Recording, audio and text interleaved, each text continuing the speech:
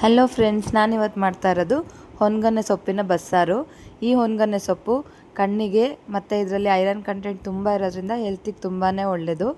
ಇದಕ್ಕೆ ಒಂದು 4 ಗಂಟೆ ನೆನೆಸಿಟ್ಕೊಂಡ್ರು ಹುರುಳಿಕಾಳು, ಸ್ವಲ್ಪ ನೀರು ಹಾಕಿ, ಬೆಳ್ಳುಳ್ಳಿ, ರುಚಿಗೆ ನಿಮಗೆ ಖಾರ ಎಷ್ಟು ಬೇಕೋ ಅಷ್ಟು ಹಸಿಮೆಣ್ಸಿಕಾಯಿ, ನಾನಿಲ್ಲಿ ಒಂದು 3 ಟೊಮೆಟೊ ಹಾಕ್ಕೊಳ್ತಾ ಇದ್ದೀನಿ. ಟೊಮೆಟೊ ಹಾಕಿಬಿಟ್ಟು ಅದು ನಿಮಗೆ ಸಾಂಬಾರಿಗೆ ಎಷ್ಟು ಬೇಕೋ ಅಷ್ಟು ಹುಳಿಗೆ ಹುಣಸೆ ಹುಳಿ ಹಾಕೋರು ಹಾಕ್ತಾರೆ, ನಾನು ಹಾಕ್ತಾಯಿಲ್ಲ. ಒಂದು 4ರಿಂದ 5 ಸರಿ ತೊಳೆದಿಟ್ಕೊಂಡ್ರು ಹೊನ್ಗನ್ನೆ ಸೊಪ್ಪು, ಯಾಕಂದರೆ ಇದರಲ್ಲಿ ತುಂಬ ಮಣ್ಣಿರುತ್ತೆ. ಒಂದು 5 ಸರಿನಾದರೂ ನೀವು ತೊಳಿಲೇಬೇಕಾಗತ್ತೆ. ಕಟ್ ಮಾಡೋದೇನು ಬೇಡ, ದಂಟು ದಪ್ಪ ಇದ್ದರೆ ಮಾತ್ರ ಕಟ್ ಮಾಡಿ ಹಾಕಿ. ನಾನಿಲ್ಲೊಂದು 3 ಮುಷ್ಟಿಯಷ್ಟು ಹೊನ್ಗನ್ನೆ ಸೊಪ್ಪನ್ನು ಹಾಕ್ತಾಯಿದ್ದೀನಿ.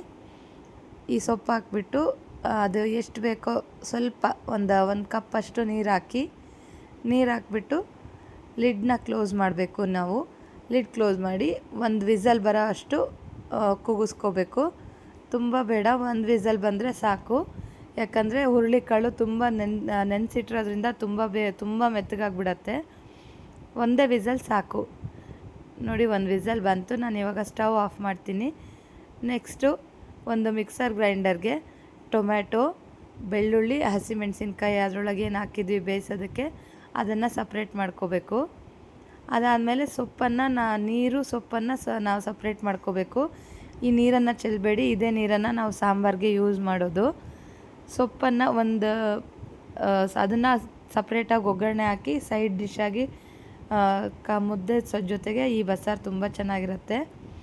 ಒಂದು ಸೌಟಷ್ಟು ಬೇಯಿಸಿಟ್ಕೊಂಡ್ರೆ ಹುರುಳಿಕಾಳು ಸೊಪ್ಪು ಹಾಕಿ, ಜೀರಿಗೆ ಹಾಕಿ 1 ಸ್ಪೂನಷ್ಟು, ಮನೇಲಿ ಮಾಡಿಟ್ಕೊಂಡ್ರೆ ಸಾಂಬಾರು ಪೌಡರ್ ಹಾಕಿ, ಮತ್ತು ಒಣ ಕೊಬ್ಬರಿ ಹಾಕಿದರೆ ಸ್ವಲ್ಪ ಟೇಸ್ಟ್ ಚೆನ್ನಾಗಿರುತ್ತೆ.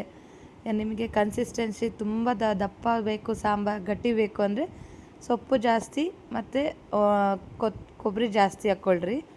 ಒಣ ಕೊಬ್ಬರಿ ಟೇಸ್ಟ್ ಚೆನ್ನಾಗಿರುತ್ತೆ. ಇಲ್ದಲ್ಲಿರೋರು ಹಸಿ ಕೊಬ್ಬರಿ ಹಾಕ್ಕೊಂಬಿಟ್ಟು ಇದನ್ನು ಫೈನ್ ಪೇಸ್ಟಾಗಿ ಮಿಕ್ಸಿ ಮಾಡ್ಕೋಬೇಕು. ಅದಾದಮೇಲೆ ಸ್ವಲ್ಪ ಕರಿಬೇವಿನ ಸೊಪ್ಪು ಮತ್ತು ಕೊತ್ತಂಬರಿ ಸೊಪ್ಪು ಲಾಸ್ಟಲ್ಲಿ ಹಾಕಿ ಒಂದು ಸರಿ ಗ್ರೈಂಡ್ ಮಾಡಿದರೆ ಸಾಕು. ಇವಾಗ ಒಂದು ಪಾತ್ರೆಯಲ್ಲಿ ಎಣ್ಣೆ ಹಾಕ್ತಾಯಿದ್ದೀನಿ ಒಗ್ಗರಣೆಗೆ.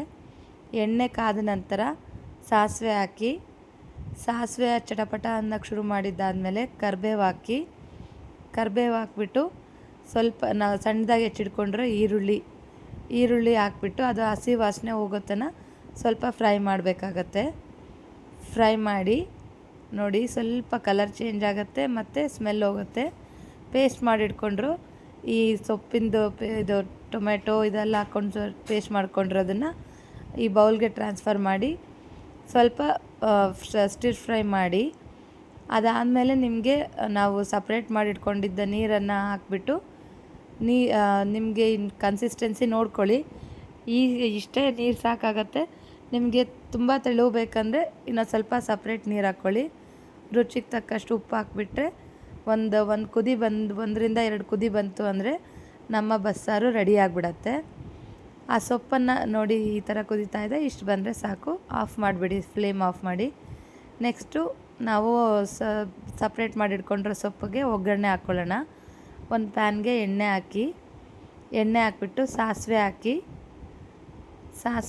ಹಸಿಮೆಣ್ಸಿಕಾಯಿ ಹಾಕ್ಕೊಳ್ಳಿ. ನಿಮಗೆ ಎಷ್ಟು ಬೇಕೋ, ಖಾರಕ್ಕೆ ಎಷ್ಟು ಬೇಕೋ ಅಷ್ಟು ಹಸಿಮೆಣ್ಸಿಕಾಯಿ. ಒಣಮೆಣ್ಸಿನ್ಕಾಯಿನೂ ಹಾಕ್ಬೋದು, ನನ್ನ ಹತ್ರ ಇರಲಿಲ್ಲ ಸೊ ನಾನು ಹಾಕಿಲ್ಲ.